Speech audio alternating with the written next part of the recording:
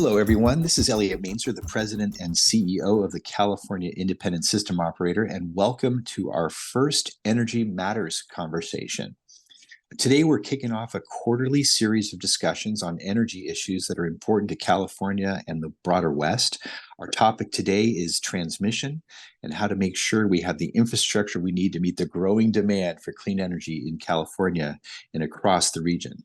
Joining us today are Neil Millar, the CAISO's Vice President for Infrastructure and Operations Planning, and Rob Gramlich, founder and president of Grid Strategies, LLC, where he provides economic policy analysis for clients on electric transmission and power markets in pursuit of low-cost decarbonization. Rob and Neil, thanks so much for joining me today. Great to be here. Awesome. Well, we're looking forward to the conversation. I'm going to start with Rob. You know, Rob, you've got such an interesting perspective and sort of field of view on transmission policy and transmission development, sort of across the country, really in some ways across the world. And I'd be curious just to start with you to see what do you see as some of the more promising developments on the transmission front, particularly at the national level, and also what still needs to happen to get even more transmission up and running and energized on a more timely basis, something that's important to all of us. Yeah, sure. Well, I have been doing this a while, starting in California with restructuring in the mid-90s, coming out of the UC Berkeley Policy School. And my first job after that was to go help FERC in Washington on Order 888. And, that was a very successul order restructuring the electric industry. And then we tried at the commission, I was kind of in and out of the commission, to work on transmission planning. And I would say there were a bunch of attempts that did not get a lot done, unfortunately, with Order 2000, Order 890, Order 1000. And we've never really cracked the nut of regional transmission. So I think as we look now, we've seen different regional attempts that have had some success over the last 20 or so years, but it's been spotty. And in the last decade, there's been barely any large-scale long-haul transmission built between areas or even within areas. I would say California and MISO have probably done more than the others, but we're looking at a lot of national efforts right now to stimulate that, catalyze it, and I do think FERC is getting ready to act to require more and better planning, but inevitably each region is going to have to find a way to do it on its own. And again, I do think what y'all are doing, and what MISO is doing, maybe one or two other examples around the country, show some good signs of progress. Your 20-year transmission outlook stands out as a good example of forward-looking planning, and MISO, we can talk about some of the other examples. But again, it's been unfortunately more the exception than the rule to actually get successful regional or interregional planning done effectively. Thanks. You know, we'll come back to we'll come back to Order 2023, which is now on the books on the interconnection queuing side. I'm curious, just at FERC, there's obviously been so much focus on the importance of transmission planning and this kind of a resurgent effort there. We're going to see more here in the coming months. I'm just curious, what do you think are some of the most effective levers that FERC might be able to pull to add a little bit more energy and gumption on the regional planning side? What might we expect there? Yeah, and the interconnection, I'm sure we'll talk about this, but interconnection processes are meaningful, but they don't really solve the underlying problem, and the problem being really limited transmission capacity. So, not criticizing Order 2023 or all the tremendous amount of FERC staff and commissioner work that went into that, but that's not really solving the real problem. To solve the real problem, we need to get into transmission planning and even more specifically the interaction between transmission planning and interconnection, which historically have been kind of their own silos operating independently. But on transmission planning, FERC does have very strong authority to act in that area because while the courts have reviewed their authority after Order 1000 and affirmed they had strong authority, it's not an outcome based. It's not like FERC can say plan and build this line as opposed to that line. It's more a process type of requirement. So I think what to look for from FERC, and I would guess in the next 3 to 6 months, is for a planning process reform order that makes sure, again, if a region's already doing this, I'm not sure the order necessarily has a huge impact. But I think the order could say that every region needs to proactively plan looking out 10 or 20 years for the future resource mix, and do a few other things we can talk about: scenario planning, multi-purpose planning, meaning look at multiple benefits, not just reliability, public policy, et cetera, in separate silos, but put it all together. And then look at a comprehensive portfolio of upgrades and new lines, new rights of way, but look at all the technologies and solutions together, because you usually find a more efficient solution if you put it all together. So those are the types of planning methods that FERC, again, has very strong authority over. And I think from a national perspective, if you look around and you see that in most cases, that type of planning is really not happening, and that's a problem, then I think FERC has a strong basis to require that it happen. And then every region will have to comply with that. And again, and the way these things go with FERC orders is, there's always a little bit of a different flavor in each region. And so each region needs to kind of go back to FERC and say, look, I'm already doing this. I'm doing it in my own way. But so you can kind of look at the pro forma standard approach, default approach from FERC, or you can say, here's my customized way. I'm already doing it, or I have my own way. I need to do it. So that, it's, I'm looking at Neil. I know you're going to ask Neil a bunch of questions here, but it's going to be a lot of work for people like Neil around the country, sometimes an annoying amount. And I appreciate that. But and if everybody were doing this, it wouldn't need to happen. But unfortunately, it likely will happen. Well, we're going to be obviously very interested, like everybody else, to see what they come out with. But I think the country as a whole seems to be at least acknowledging the critical role that transmission plays in resource adequacy, and with the changing resource base and the growth in loads and just the general volatility that's out there. We really are going to need it. So we're encouraged. Neil, I think you're now into your 12th year at the CAISO. You've been a leading light on these issues for years, and I wanted to just to give you the opportunity to talk about some of the important work that your team has been doing to improve how we plan for new transmission in California, and also some of the steps that we're taking to reform our interconnection processes, and why that's so important, because it seems as though CAISO has really just absolutely embraced the benefits of long-term transmission planning. And I'd love to hear your take on the most critical elements. Thanks, Elliot. So yes, over the last 10 or 12 years, I think we've made some really good strides. And there are some other areas that now, as circumstances are changing, are requiring more change. So let me first speak about what I think has actually been quite successful and the opportunities that we were able to seize on. First, California, we do have the benefit here of having fairly clearly articulated long-term state clean energy goals and effective coordination with the Public Utilities Commission and Energy Commission for resource planning and load forecasting. But those are huge advantages that our bulk transmission system planning process was able to capitalize on. Now, where there have been some big changes, of course, is that over the last 4 years, the 10-year out projection for new resource additions actually increased by a factor of 7. So there's been a 7-fold increase in the requirement for new resources to be added. And that, of course, has to be reflected in our new, in our policy-driven transmission projects, enabling us to access those resources.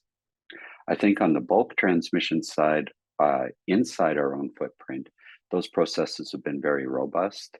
Last year's transmission plan had a $7.3 billion total price tag.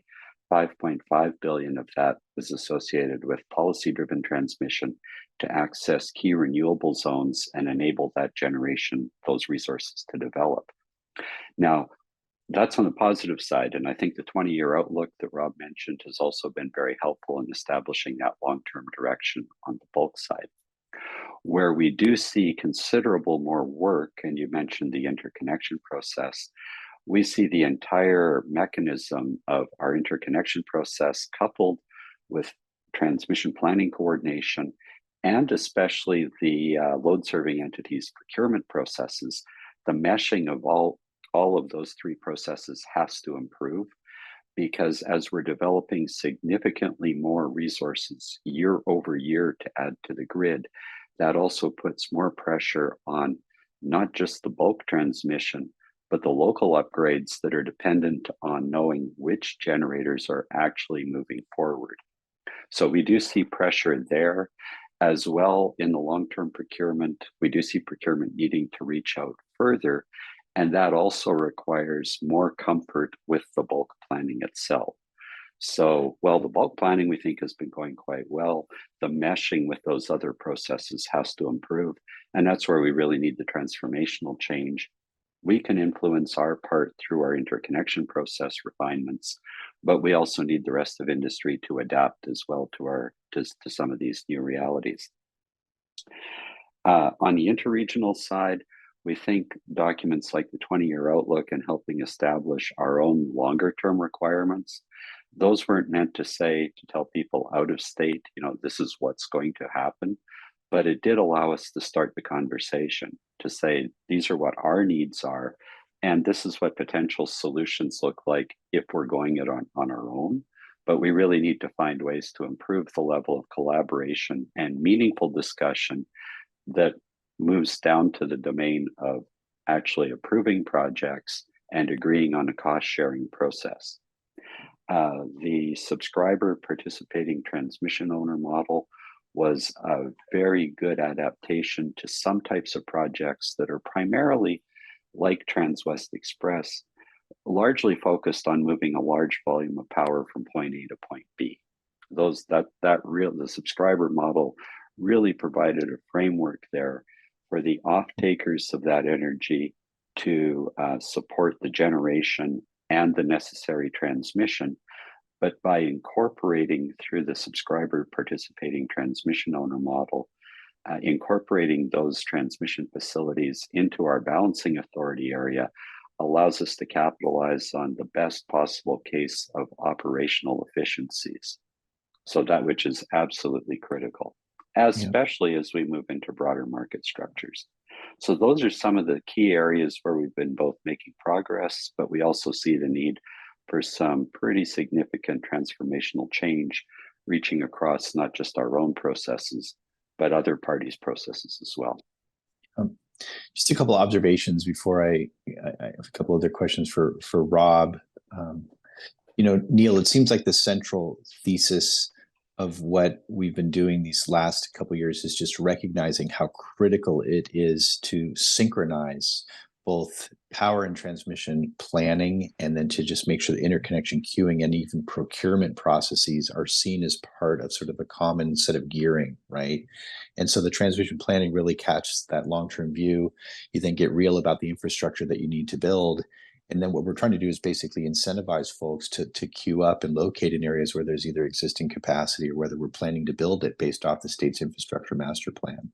And then even to try to shape the pattern of procurement to those zones on the system that we're going to be building out. It's kind of that zonal transmission planning and then an integrated queuing and procurement model. And we've been fortunate to have strong partnerships with the California Energy Commission and the PUC and the other local regulatory authorities in California, who I think have really embraced the need for this enhanced coordination. So I think that's really worked well. I think, Rob, I'd be curious, you've You've been working with us along the way here and providing, I think, some excellent input and some advice along the process of our reforms. I'm curious, what do you see that you're optimistic about in terms of where we've gotten to at this point, and where do you think we still may need to be pushing the envelope on any of those elements, and also in particular with respect to queue management?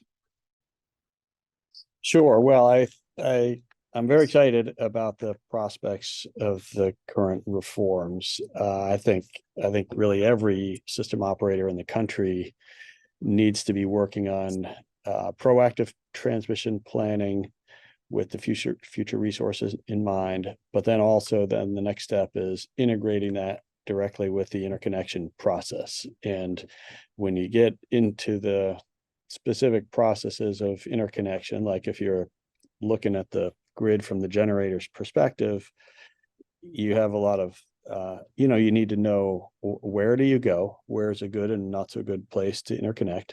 You want to know ASAP what type of cost or upfront payment are you being expected to provide.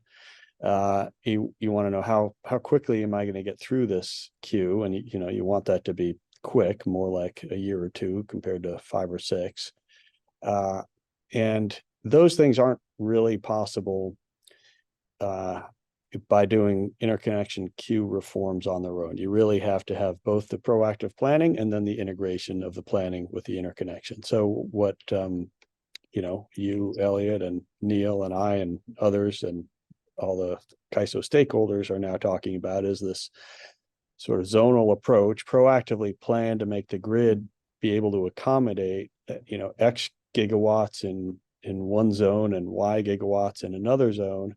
And then the generators can have much greater certainty. They can know, okay, here's the deal. If I get to zone X, here's what I'm going to get. If I go into zone Y, here's what I'm going to get. And if I'm in some completely different zone that wasn't planned for at all, it's not going to be nearly as quick or cheap. And I just think we have this national debate going on over things like participant funding. How much do the generators pay? How much in the interconnection process do the generators get pegged with kind of deep network upgrades that might be a couple 100 miles from their location?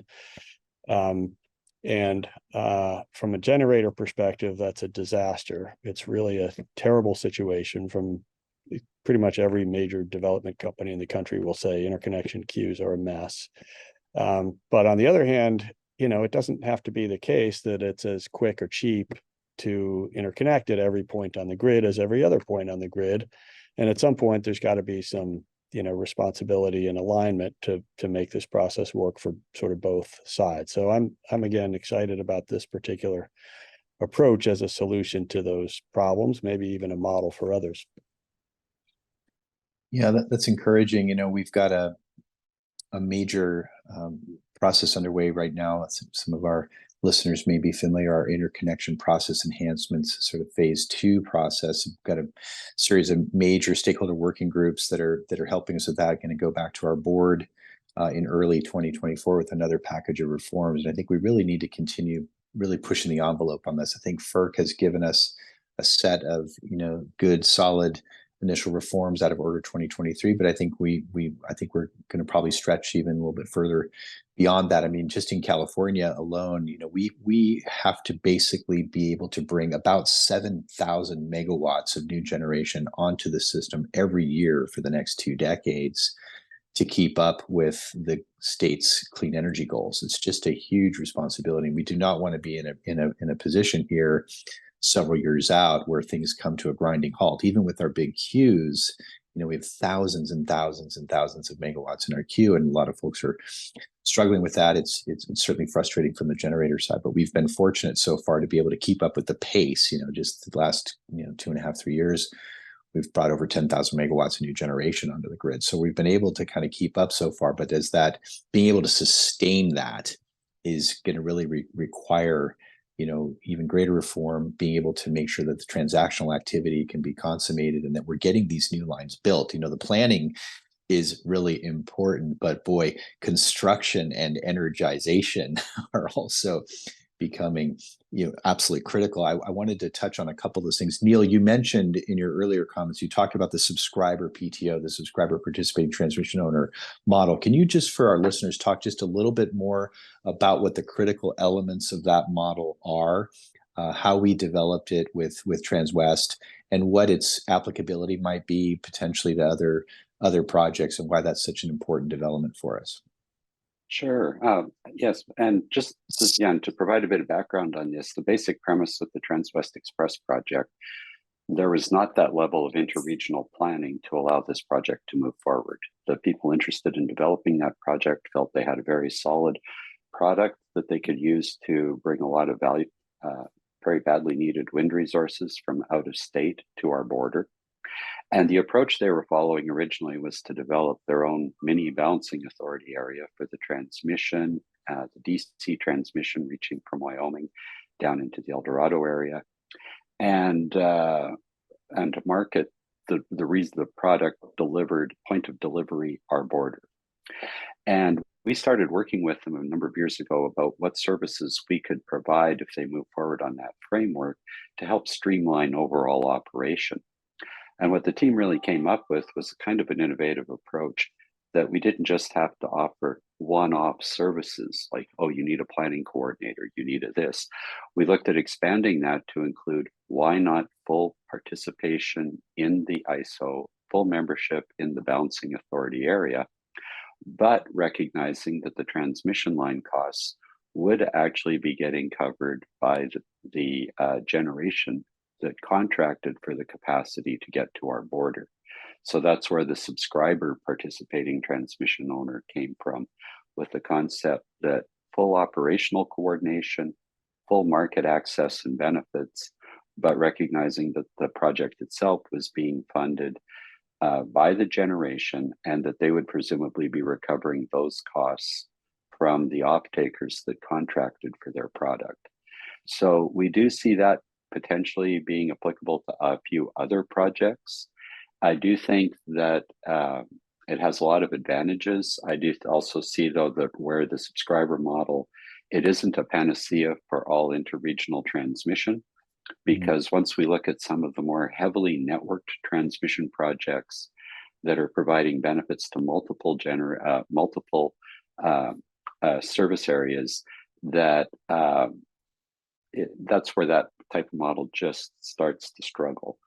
We clearly do need a subscriber signing up for the capacity. So that's where it lends itself to those more radial or almost a pipeline type model.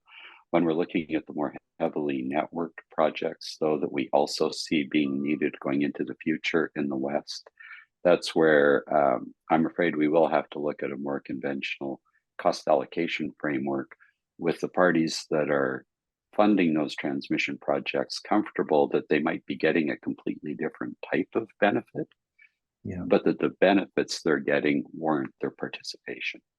So very pleased with the SPTO model and where it's going. We also see where it's, like I said, it's not a panacea for every interregional transmission project. Yeah. One of the things that I really like about the SPTO model is it gets back to that point about, we absolutely have fundamentally embraced the importance of really good proactive long-term transmission planning, and doing that as effectively here within our jurisdiction in California, and certainly partnering with others across the West to support interregional planning where that makes sense, but also recognizing that there has been quite a bit of planning that's been going on, maybe a little bit siloed, maybe not on a truly interregional basis, but there are several additional, major pieces of transmission capacity out there in the West that I think are very, very ready to get subscribed and get moved, and to open up new diverse resources.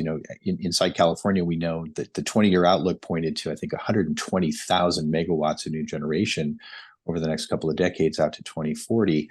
A significant, certainly the vast majority of that transmission is going to be built inside California, but the integrated resource plans also call for resources from outside of the state to help diversify the renewable energy portfolio, to create additional import and export capability out of California. And I think the SPTO model is going to really help with that. And I think it also has the dimension. I think one of the things we know, we've benefited so much in the last decade with the development of the Western energy imbalance market to be able to leverage the remarkable transmission connectivity and resource diversity that exists across the Western United States, right? I mean, you've got now about 80% of the West participating in EIM, and that $4.2 billion worth of cumulative benefits has been really available to us because of that level of connectivity and diversity that exists across that big footprint. And just this summer, mid-August, where we're all feeling the heat and feeling, some significant resource pressures, just watching the EIM cycle energy across the West and help with reliability and economics has been, it's been good to see. And I think another ratification of why we want to build on that platform into the extended day ahead market. I think what's nice, though, is that some of these additional pieces of transmission that we're now, getting lined up through the SPTO model or other forms of subscription, I think are going to add even more connectivity into the Western energy landscape and open up even greater diversity and transmission connectivity that's just going to grow the value of the market and just further enhance reliability. And boy, we all know out here out West, last year it was California on the edge with an all-time, unprecedented heat wave coming out of Labor Day. This year, the tables were turned, and our colleagues outside of California were experiencing record-smashing heat waves and lower hydro conditions. And so that level of connectivity and leveraging diversity is so central, and transmission is just critical to reliability and resource adequacy. So I feel really lucky, Neil, to have you and your team and everything you've been doing, and Rob, just super appreciate your leadership on transmission at the national and international level. You've been doing it for a long time. You're such an articulate voice on these issues, and we've appreciated the partnership with you as you've helped us think through some of these issues and push back and encourage us to continue stretching out. So thank you so much for the partnership as well. So I guess I'll just give each of you any closing comments you'd like to offer on our conversation today. Maybe Neil, I'll go with you, and then I'll give Rob the last word. Anything you'd like to add, Neil? I think I would just emphasize from our perspective, we're making some really good progress using some of our existing processes that are meeting the challenges. I'll point to the bulk transmission system planning, but the tighter integration with the other processes, enhancements in our interconnection process, and enhancements to procurement activities to get that better alignment is absolutely critical. We also are concerned, and this is always something we're needing to watch, is that we do see FERC moving towards making some very positive changes. We're always a bit concerned about one-size-fits-all solutions because we also recognize we have some unique challenges and unique opportunities to move forward in our own jurisdiction here. So that's something we'll always be keeping an eye on as well. But thank you very much for the chance to comment. Appreciate it. Rob, any final words of wisdom for us here today? Sure. Well, if I may, I agree there's been great progress, but I'll also say there's a lot of work to do. I would personally love to see the more regionally integrated network type of transmission around the West be developed, and it's a challenge with the structures. And right now in the West, it's not clear who's supposed to do that planning. I know CAISO is trying to work with a bunch of utilities and get some things done, but kind of what we have, some of these lines that we've got are more the generator tie line, point A to point B, but we need those regional integrated lines. And then lastly, it's going to be hard to get new rights of way. So anything CAISO and regional planners and utilities can do to get new advanced transmission technologies into the system, into some of these plans, I think will be helpful, both the operational kind, like grid enhancing technologies, but also high performance conductors and things like that. So a lot to do, a lot more work ahead, but a lot of good progress as well. Well, thanks, Rob. Yeah, always appreciate your perspective on things, and Neil, thanks again for your leadership. So that's going to conclude our very first Energy Matters conversation. Thanks to all of you for listening today. Really appreciate all our partnerships, and excited to continue making progress together across the West on transmission, resource adequacy, and further market integration. So all the best to you, and thanks again for tuning in.